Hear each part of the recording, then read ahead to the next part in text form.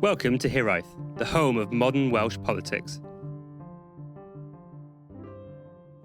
Wales and climate change initiatives actually have a long history, and the latest group to look at the subject is Net Zero Wales 2035, an ambitious initiative aimed at accelerating Wales's transition to a carbon-neutral future by 2035. Launched by the Welsh Government with support from Plaid Cymru in January 2023, this initiative seeks to address climate change through a series of comprehensive reports and actionable pathways. These were launched in September this year, and joining us ahead of Climate Change Week is Chair of Wales Net Zero 2035, Jane Davidson, author of Future Gen, Lessons from a Small Country, and former Pontypridd AM and Cabinet member. Hello.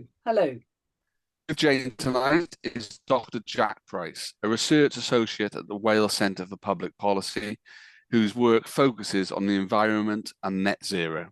Evening, Jack. Good evening. Thanks both for joining us tonight. You know, this is an area particularly of an interest of mine, and Jane and I have worked on various aspects of this in the past. So I'm really interested in where we're going to go with this and what might come out of it.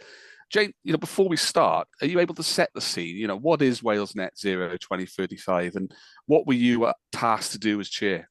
Yeah, thanks very much. And thanks for the opportunity to come on the show. This all arose out of a cooperation agreement between the Welsh Government, which is Labour, and Plaid Cymru. So between them, they are around about 2/3 of the members of the Senedd. And their cooperation agreement, which was agreed between the leaders and the parties back in 2021, said they wanted to commission independent advice to examine potential pathways to net zero by 2035. The current date is 2050. This will look at the impact on society and sectors of our economy and how any adverse effects may be mitigated, including how the costs and benefits are shared fairly. And they came to me, the two leaders came to me independently in late 2022 and asked whether I would do the work. And I was prepared to, but I put a set of conditions down for doing the work. And the conditions were these. The first one is we had to be completely independent of government, because we did not want to be in a situation, as has been previously, where groups that have been commissioned by government are then on a timetable for government, paid for by government and stopped by government. So I was very keen that we could be completely independent. The second element was that we must be underpinned by separate independent academic evidence. And in a minute, it would be great to hear from Jack from the Wales Centre for Public Policy about how they went about that work. So they were observers on our group so that they could work both with the group and hear the group, but independently produce reports to underpin the situation about where we are now and what the most promising opportunities are. The third element was that I wanted the government to pay for secretariat, i.e. the people who would make sure that we had good reports, but I wanted all the members to donate their time free. So we retained our full independence. And I'm delighted to say that both political parties were extremely happy to do that. Both political parties, I think, were very worried at the time. And they were worried because the Climate Change Committee, the statutory body that advises all the governments across the UK, had made it very clear that on track at the moment, Wales would not reach net zero until 2055 or thereabouts. And primarily that is to do with our particular issues we have around big industry and agriculture. So that cooperation agreement formal approach meant that we could be confident when I recruited members that we would be offering really good pathway advice to government. And I just want to emphasize pathways here, because the pathway is a very different approach to what has been taken previously. We wanted to show government exactly how to do what needed to be done in a deliverable pathway within 10 years, so that everything could start now in the context of budgets, which are under discussion at the moment, that we could influence what is said by the Climate Change Committee in February 25 to the UK government and in May 25 to the devolved governments, and also influence, we hope, what the parties will say jointly in the context of the next Welsh general election in May 2026.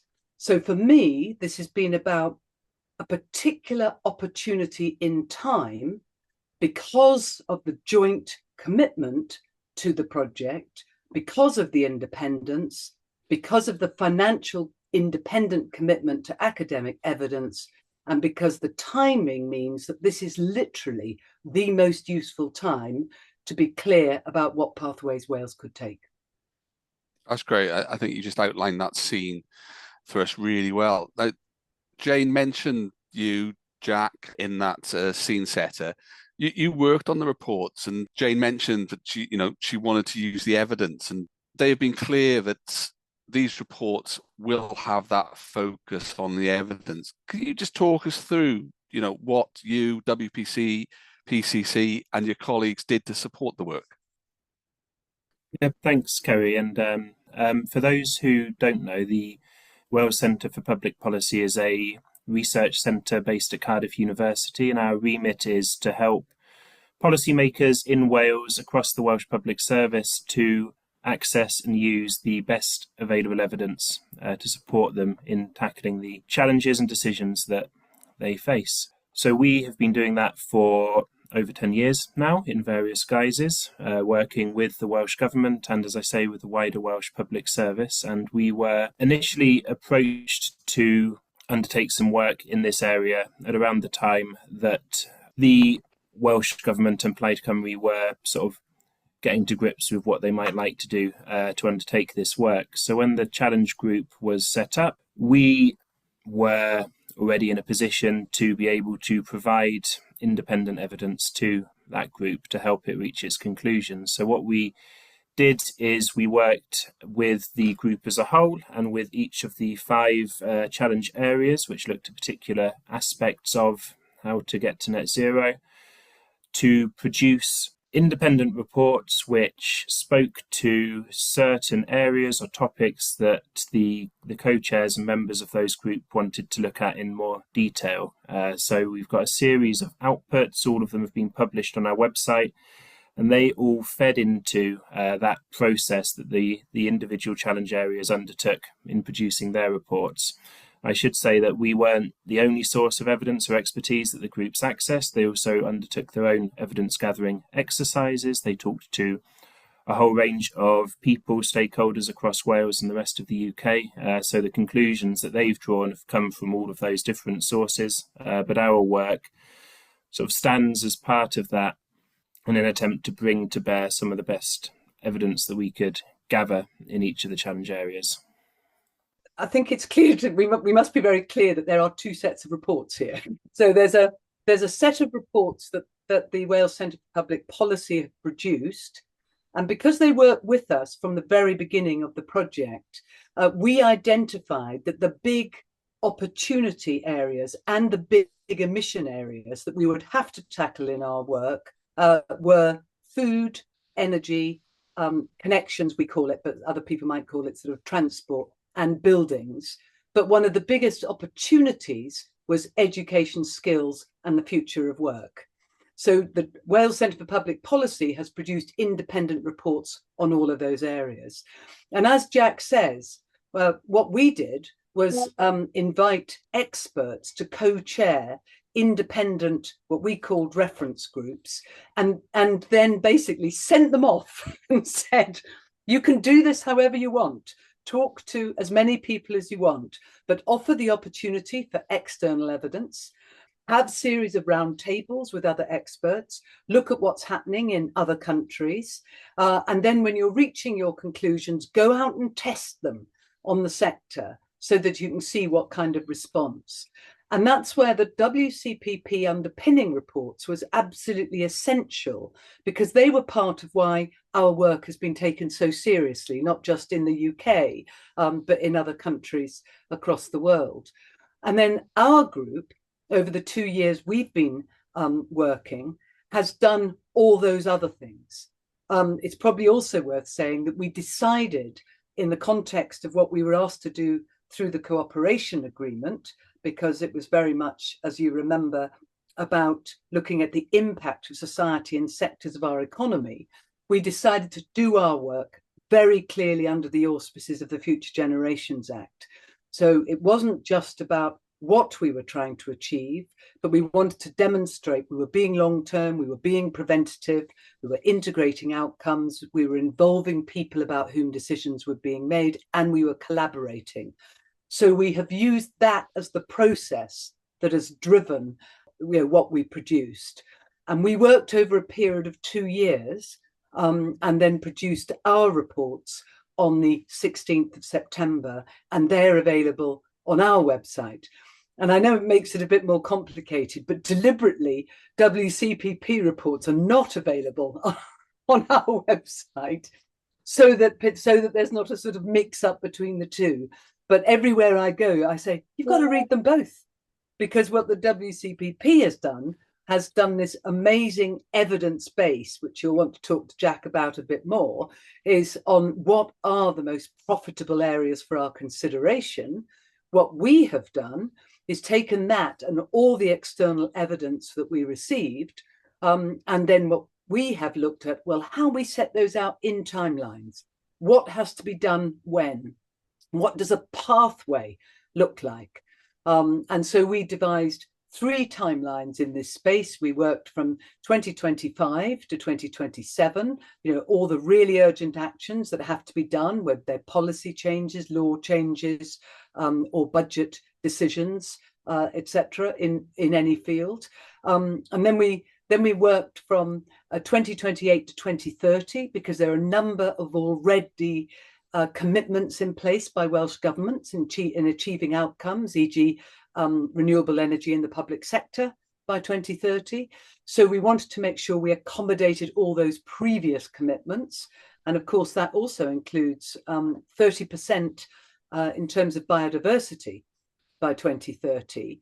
And we acknowledge very clearly that although we have got a very strong nature focus in our report, that all the actions needed to achieve these outcomes probably needs a further piece of work.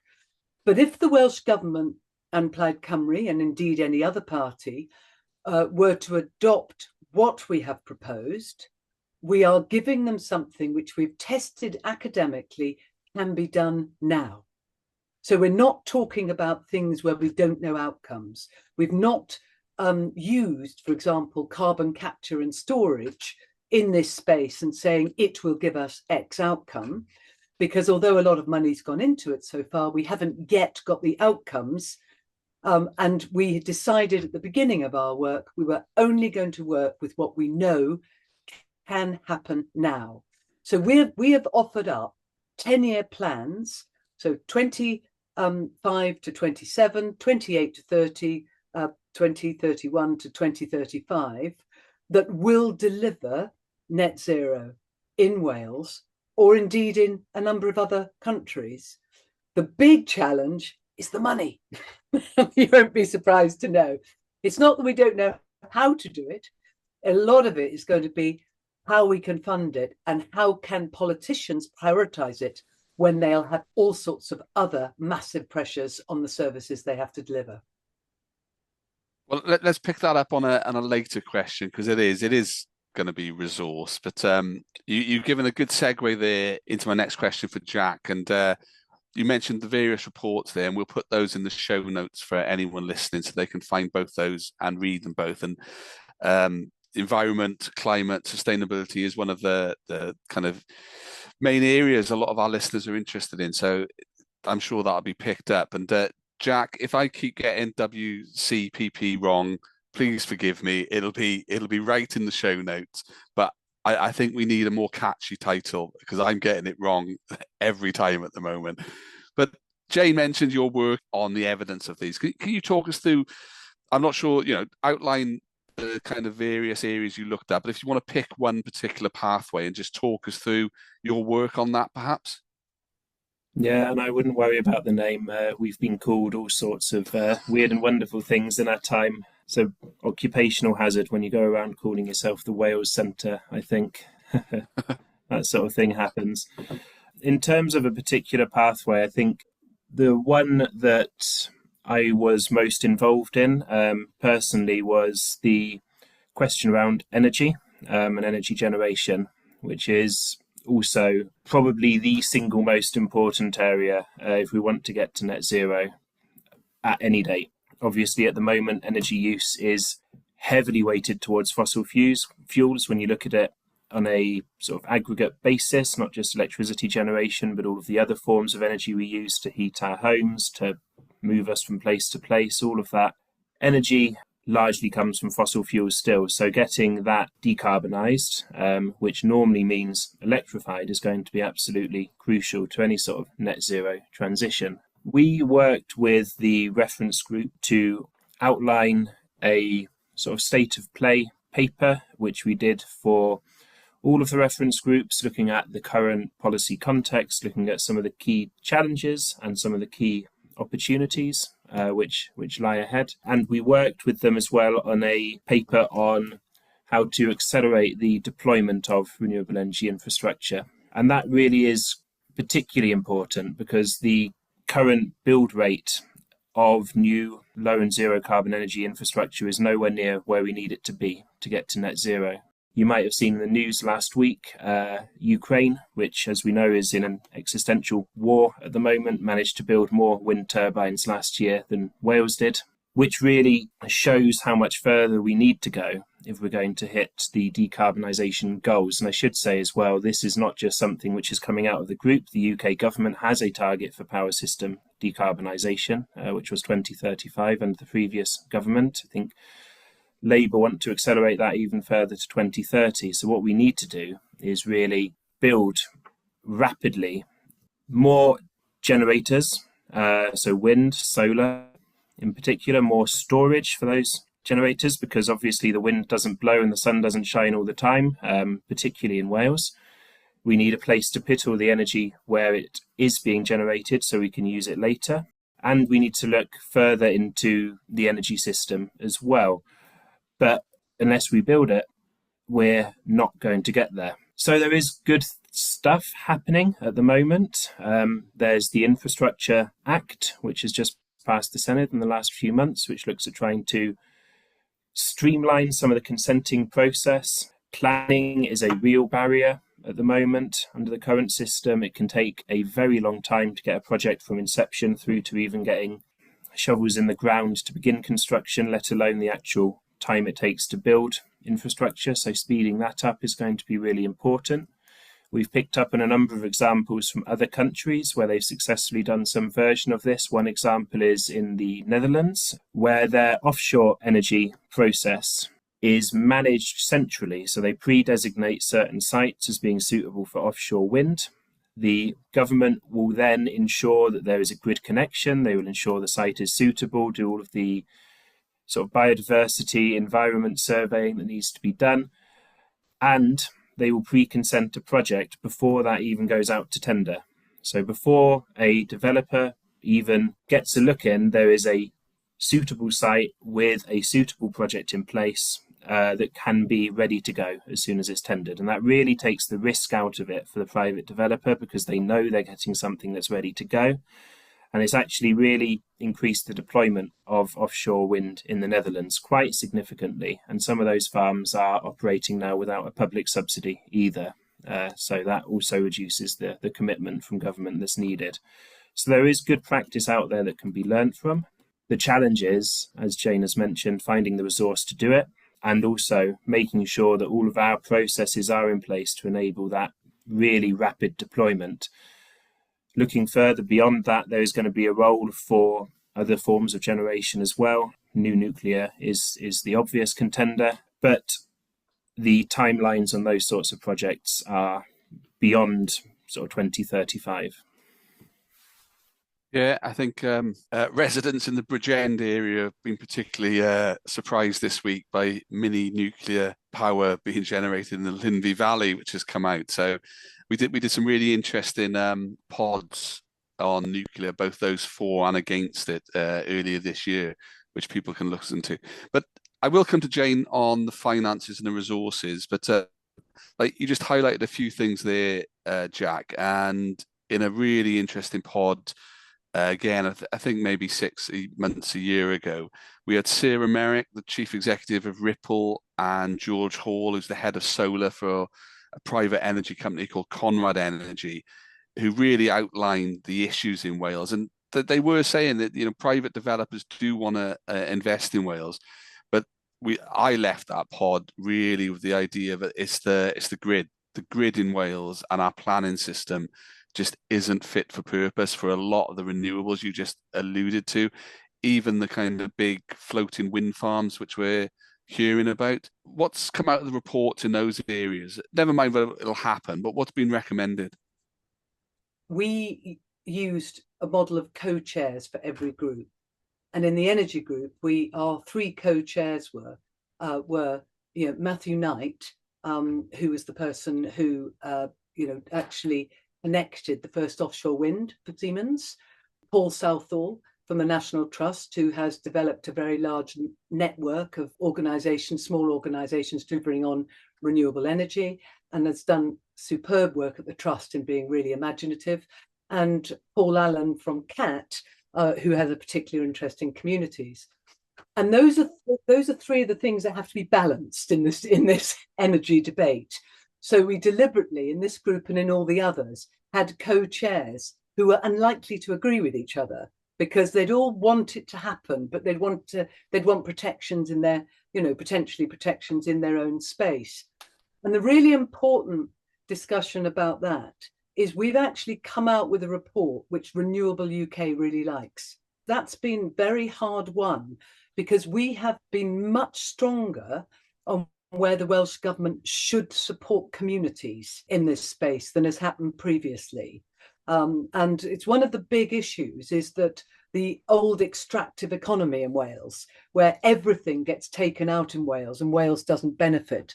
And throughout every single one of our reports, we are putting more community emphasis in to tackle some of those extractive issues, which will be really important in bringing people into the space for change.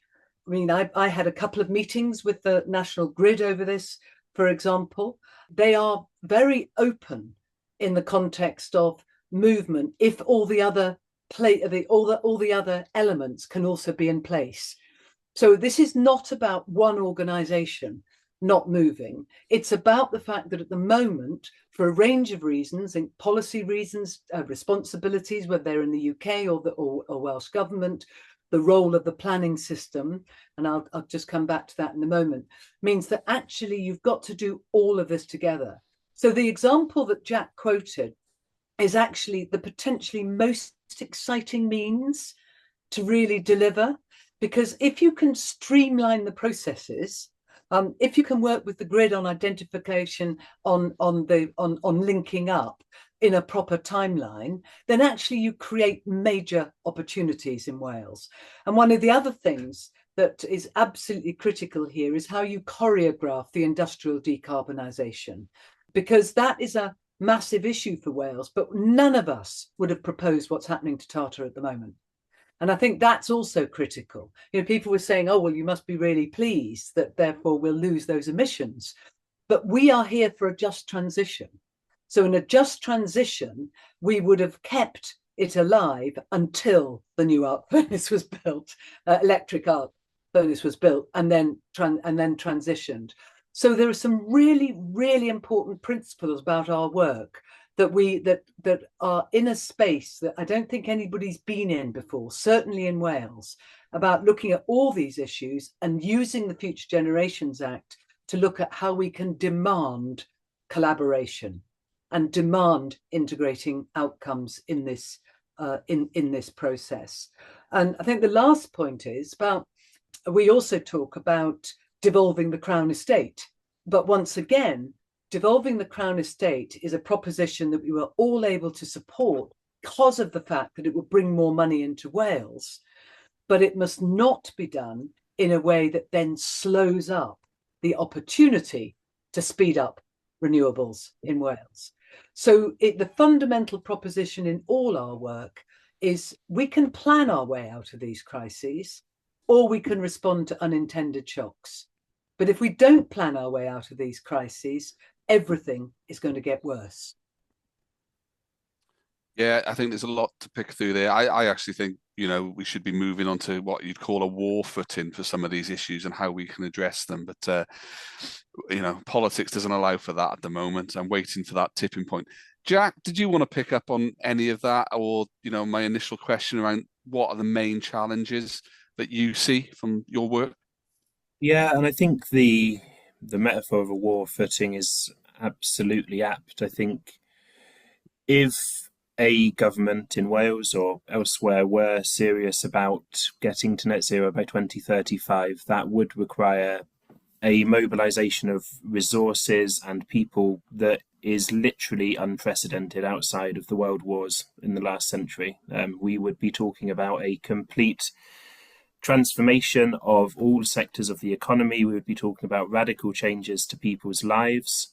And technologically, even 2050 is going to be a challenging target. So 2035 is even more challenging for all of those reasons. And of course, we live in a democracy, and rightly so. So we can't impose these changes on people. You have to bring people with you through some of the way that Jane has talked about, and through other ways as well.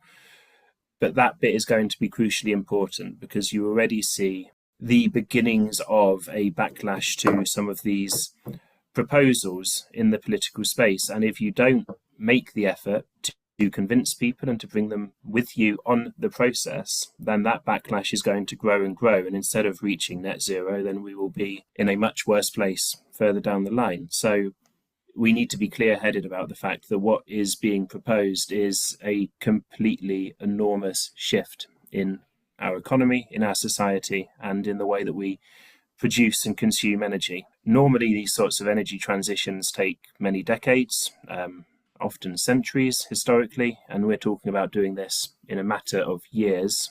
So we need to be mindful of what that means. And what it doesn't mean is the sort of lackadaisical progress that we've seen hitherto.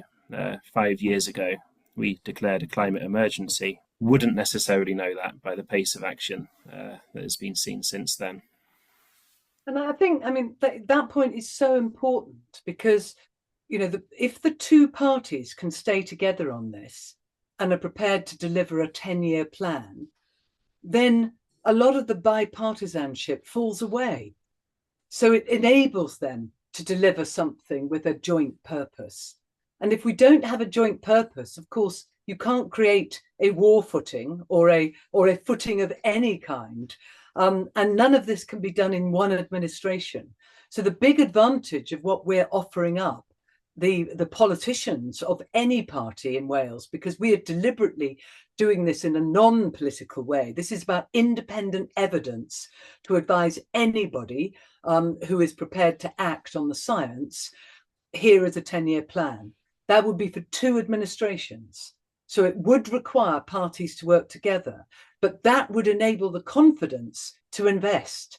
So we know there are philanthropic and impact investors that, if they knew there was a 10-year plan in Wales that was going to be adhered to, would be prepared to bring additional money into Wales. And that's exciting part of this process. And also, of course, this is actually not about making the people of Wales poorer.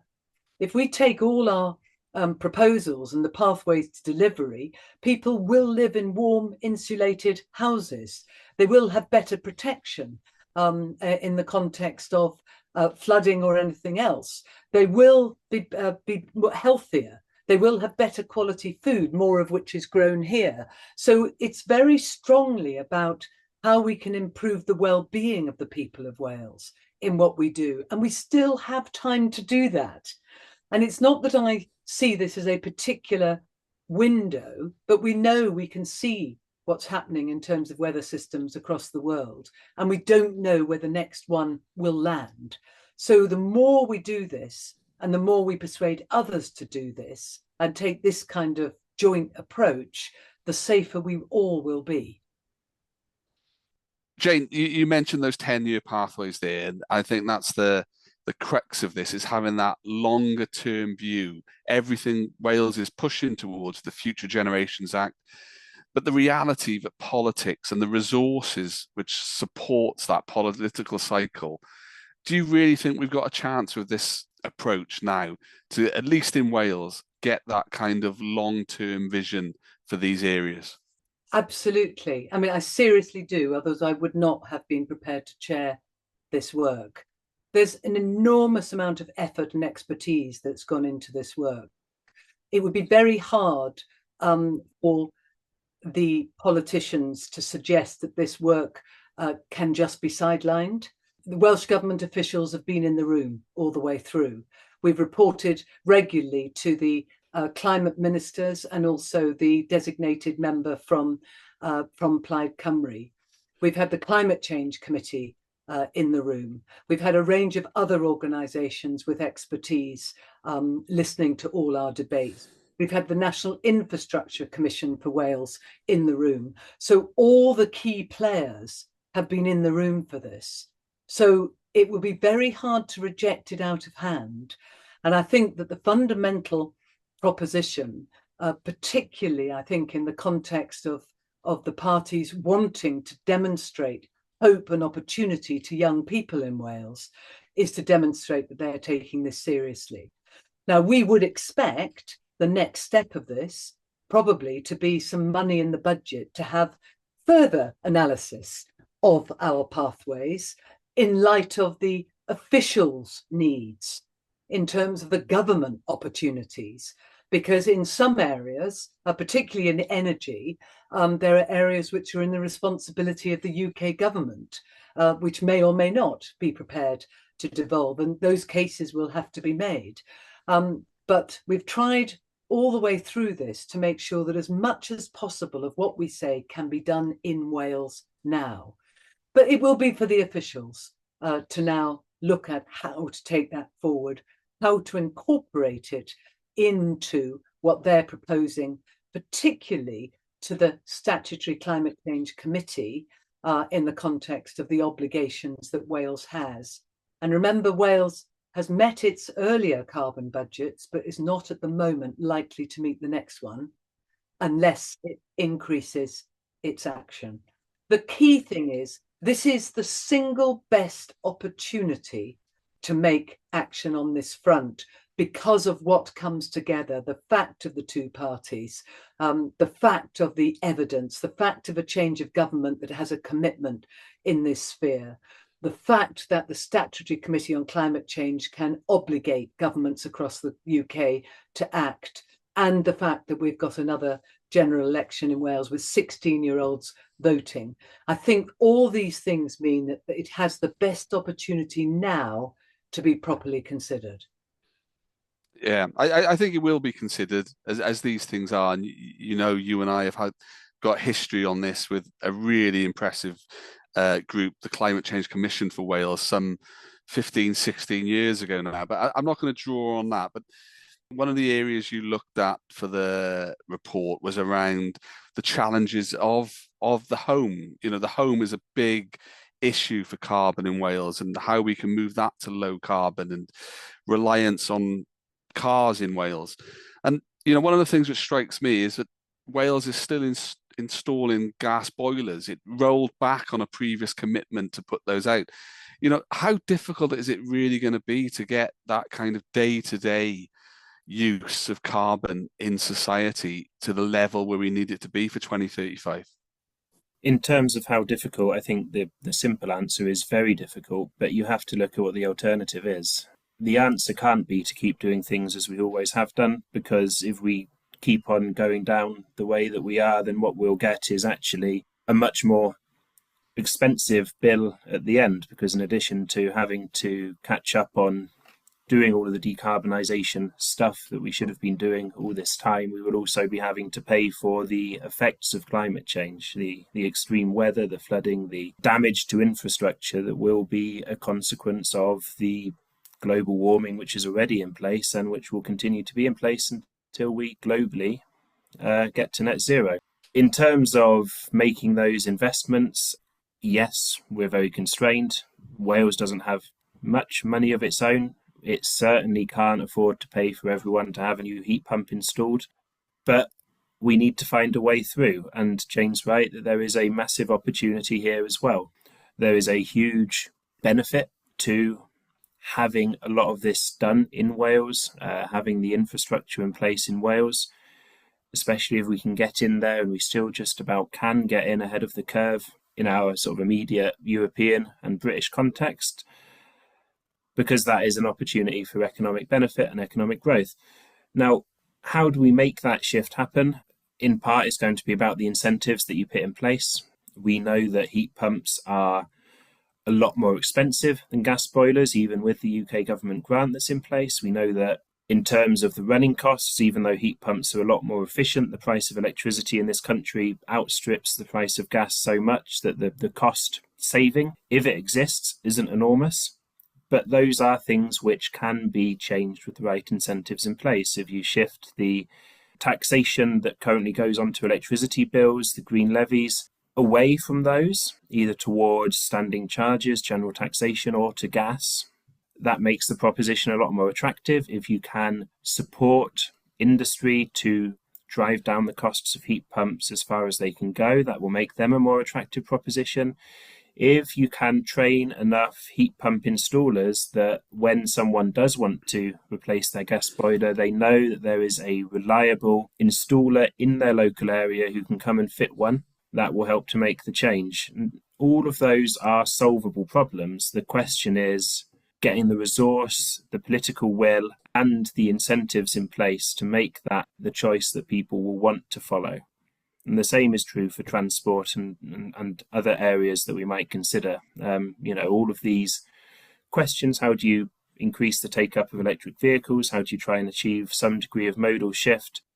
Is going to come from that interaction between your top-down government intervention, your incentivizing of the market to change, to provide the options that need to be there, and meeting people where they are, assessing what their needs are, and trying to put in place the most sustainable way to achieve them. So it's no good forcing people out of their car if there isn't an alternative for them to access to get them to where they need to go. That needs to be part of an integrated, thought-through transport system, fully in line with the aims of the Wellbeing of Future Generations Act, that can sort of achieve that. And again, these are fixable problems. There is nothing in any of what I've just said that is beyond the wit of people to achieve. It's just making sure that we are thinking about it in those holistic, systematic ways and putting in place the appropriate solution for the appropriate place at the appropriate time. Jane, you mentioned at the start as well, a lot of the report, it's around, it's not the positives, but there are aspects, opportunities for Wales. So there's skills, education, greener economy. That all features in the various pathway reports, does it? Yes, absolutely. I mean, I think it's probably worth saying that actually it's a suite of 7 reports is what we've published. There's a sort of overarching summary which lays out the kind of core propositions in each area, but then there's a really detailed reports on education, skills, and the future of work, on energy, on buildings, on transport, and we haven't talked at all about this, but on food. And if you think about how the education, jobs, and the future of work is part of all of this, is that when you're educating the next generation, they are the ones who are going to help solve the problems. And they have to have a clear understanding in the system that those problems are there to be solved.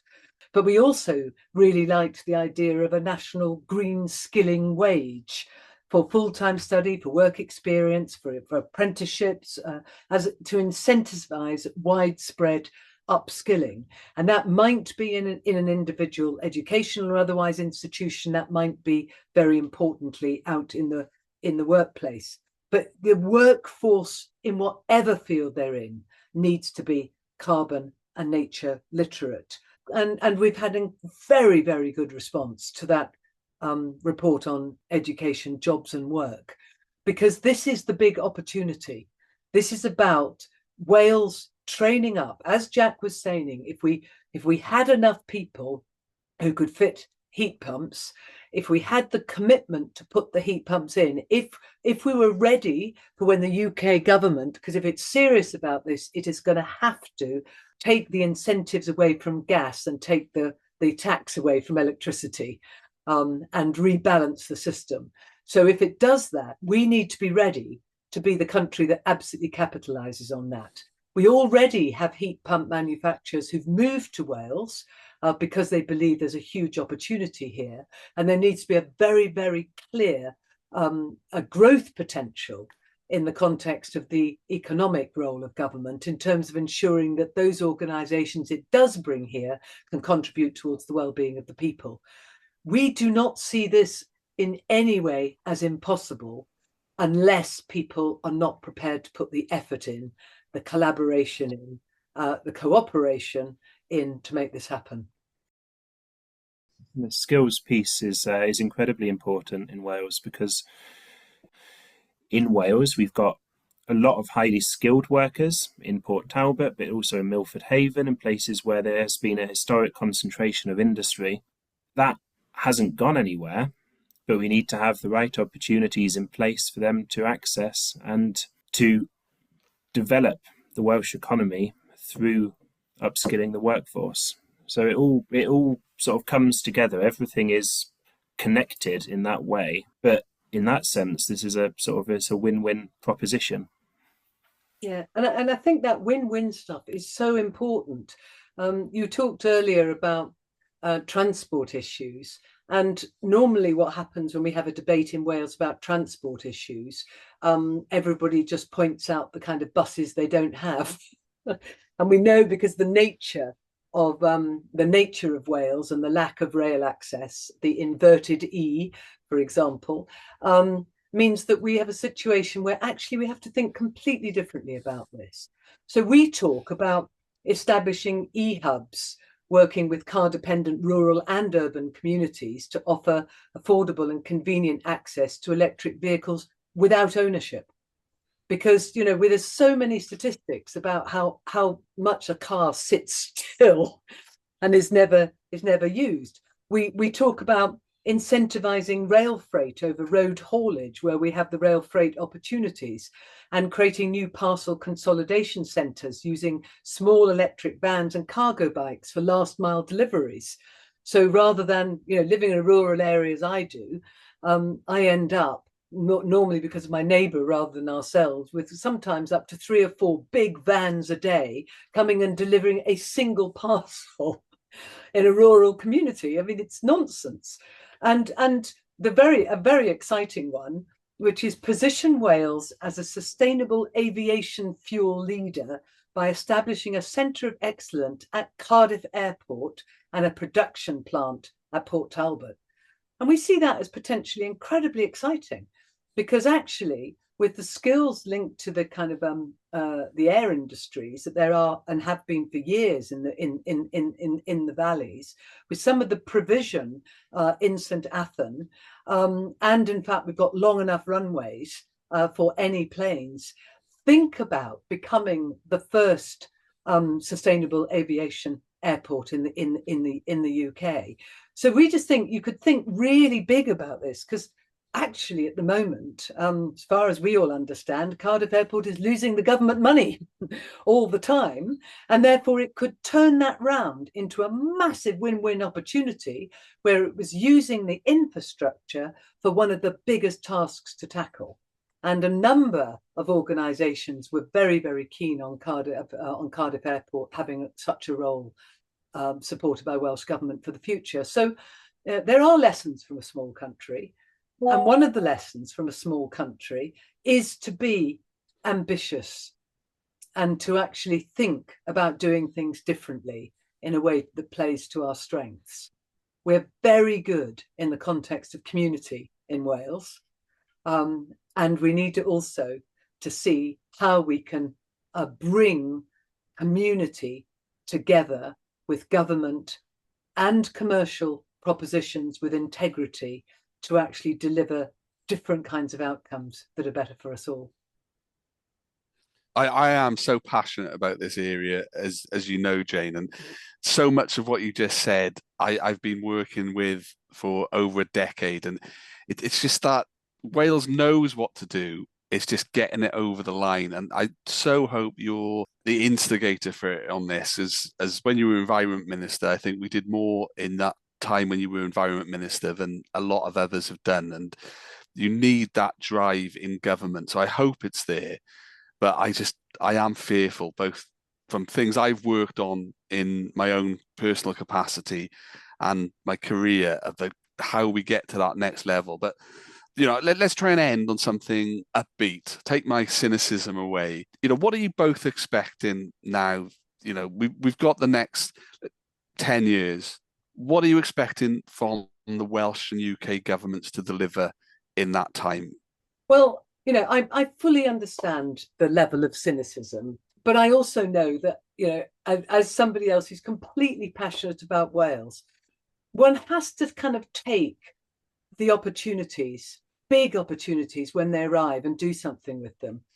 And I think there's a really strong message for us just at this point in time. At the end of September, the week after we published, the UN General Assembly met in New York.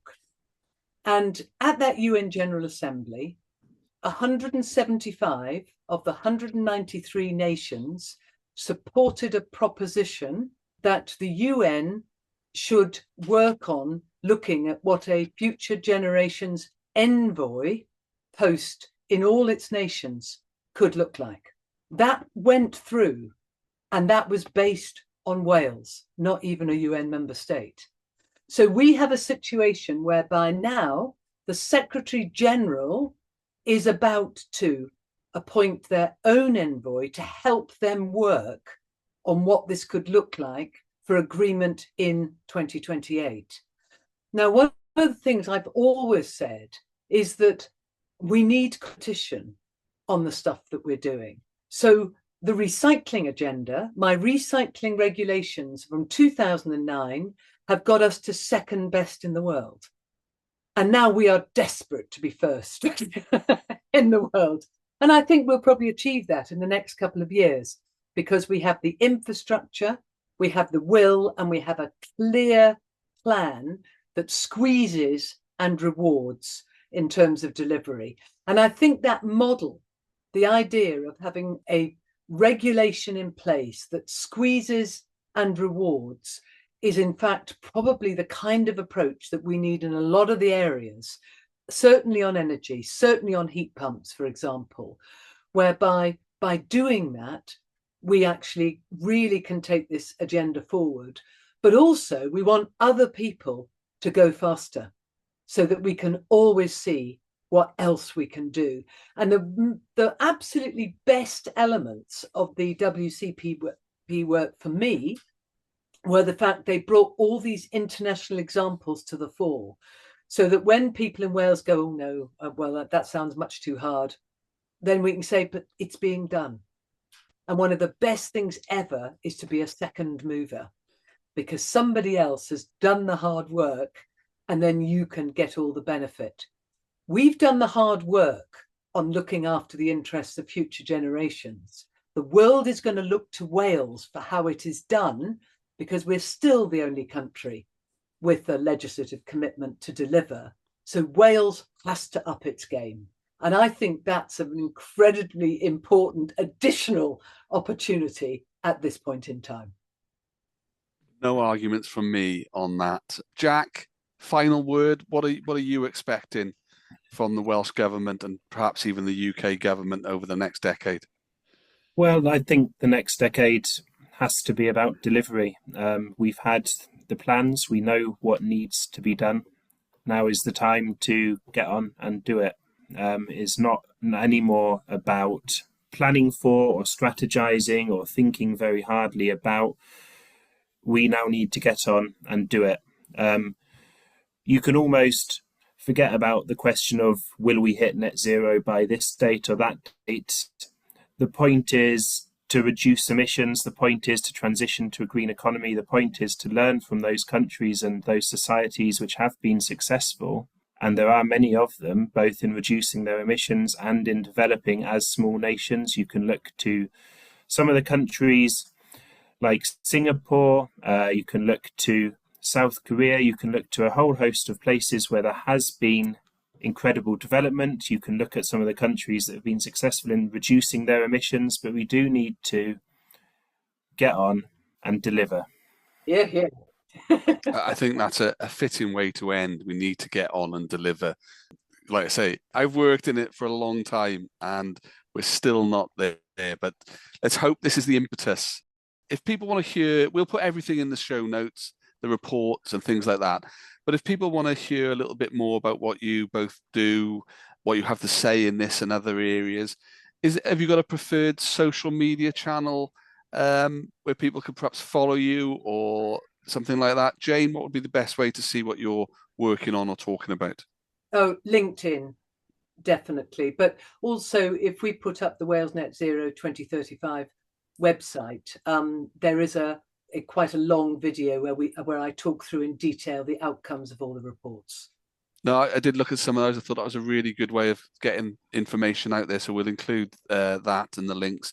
Jack, how about yourself and the WCPP? Well, the WCPP website hosts all of our published reports and blogs and other sorts of outputs going all the way back to 2014 when our first ever reports came out. So you can delve as deep as you wish into everything we've ever done there. We're also active on X, which I still call Twitter, and LinkedIn, where we sort of post all of the things that we're currently doing, events, recent publications, things like that. Thank you both for coming on tonight. This is one of my really passionate areas, and I think what you've had to say has been really, really interesting, so appreciate that. If you have enjoyed today's episode, then you can find more from Hiraeth on the various podcast apps. We are on all the socials of Hiraeth Pod, and if you want to support us with your wallet as well as your ears, you can do so from just £3 a month at patreon.com/Hiraeth Pod. Thank you for listening to Hiraeth. If you like what you heard, please don't forget to subscribe, rate and review.